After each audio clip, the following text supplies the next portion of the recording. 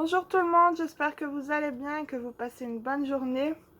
Aujourd'hui, je vais vous parler de Ne t'en va pas de Rose Darcy. C'est l'histoire d'un elfe, Enlil, qui va descendre en Laponie pour aider donc le Père Noël, Santa. Et dès qu'il croise son regard, il en tombe amoureux.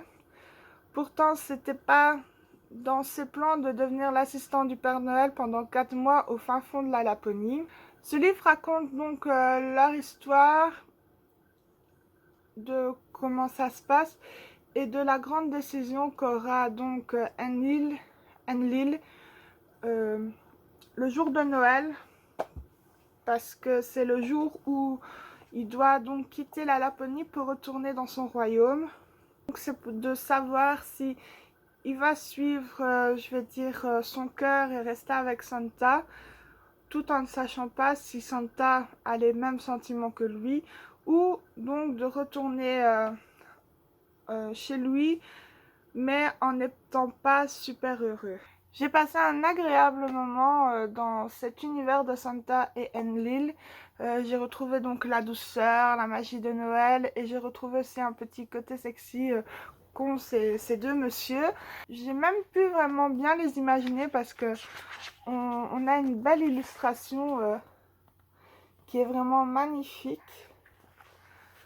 Et donc je trouve ça vraiment bien d'avoir mis une petite illustration comme ça.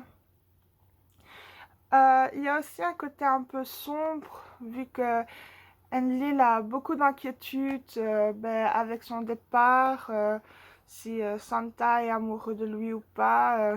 C'est vraiment touchant de voir toute cette évolution. Pour Santa, j'ai trouvé que c'était pas un Père Noël comme les autres. Il aide de différentes manières les enfants en dehors des fêtes de fin d'année, et j'ai trouvé ça vraiment très intéressant parce que il amène un peu de la magie là où c'est dur de garder de l'espoir. Et donc c'est vraiment un Père Noël qui est vraiment gentil, marrant, un peu stupide sur les bords, mais qu'on pardonne facilement tellement que qu'il est mignon, quoi. Je vais pas trop vous en dire parce que c'est c'est aussi comme la plupart des histoires de Noël, une petite histoire, une petite romance. En petit, je veux dire le nombre de pages. Mais c'est vraiment intéressant de voir un autre point de vue dans ce système de village de Noël. Et encore, c'est même pas vraiment un village de Noël qui est là. J'ai beaucoup aimé donc l'histoire, toutes les petites choses qui donnent un petit plus dans tout ça. C'est vraiment très intéressant à lire, j'ai beaucoup apprécié. Les fans de livres papier comme moi, pour l'instant, il n'est plus trouvable en papier, mais il est encore trouvable en version numérique.